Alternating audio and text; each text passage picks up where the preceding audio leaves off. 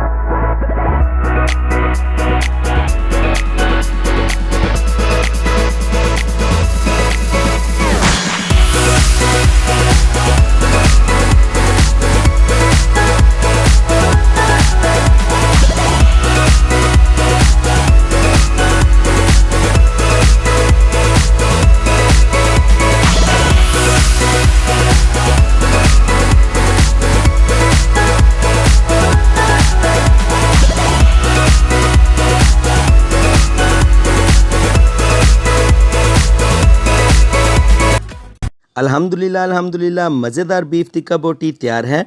आप भी इस आसान और मज़ेदार रेसिपी को आज ही ट्राई करें और फीडबैक ज़रूर दीजिएगा कि आपको हमारी ये रेसिपी कैसी लगी। अल्लाह ताला हम सब की कुर्बानियाँ अपनी बारगाह में कबूल मंजूर फरमाए और जो लोग इस बार कुर्बानी नहीं कर सके अल्लाह ताला उनको तौफीक अता फरमाए। नेक दुआओं के साथ नुमान मोहम्मद और हमारी टीम को इजाज़त दीजिए। इंशाल्लाह जल्द एक नई रेसिपी लेकर हाज़िर होंगे। तब तक के लिए अल्लाह हाफिज़।